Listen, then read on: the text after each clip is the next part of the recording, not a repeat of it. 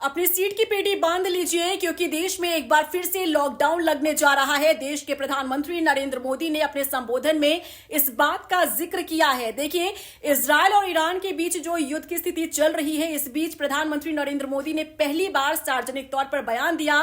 संसद के भीतर खड़े होकर उन्होंने 25 मिनट तक अपनी स्पीच दी और इसमें उन्होंने जिक्र किया कि संकट की इस घड़ी में सबको एकजुट होना होगा और उन्होंने कोरोना काल का वो दौर याद दिलाया जब लॉकडाउन में सभी लोगों ने एक साथ मिलकर कोरोना काल में लॉकडाउन को सपोर्ट किया था और एक साथ मिलकर उस लड़ाई को लड़ा।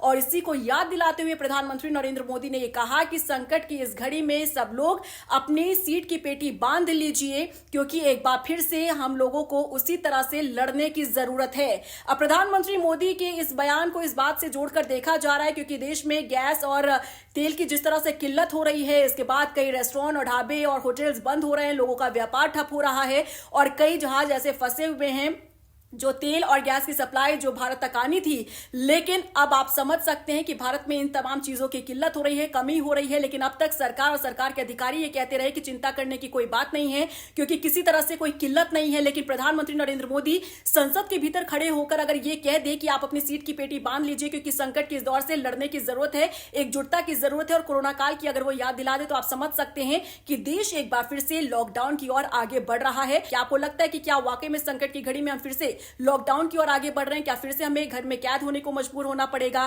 क्या कामकाज ठप हो जाएगा? क्या प्रवासी फिर से अपने राज्य की ओर भागते नजर आएंगे? कमेंट सेक्शन में जरूर बताइएगा। वीडियो को ज्यादा से ज्यादा शेयर कीजिएगा क्योंकि अगर ऐसा होता है तो वाकई में 6 साल बाद एक बार फिर से देश में ऐसी लॉकडाउन की स्थिति पैदा हो सकती है क्योंकि वो तारीख थी 22 मार्च 2020 जब लॉकडाउन शुरू हुआ था कोरोना महामारी के कारण। लेकिन अब ईरान और इजरायल के युद्ध के कारण संकट भारत पर भी मंडराता नजर आ रहा है। क्या रिएक्शन है बताइएगा।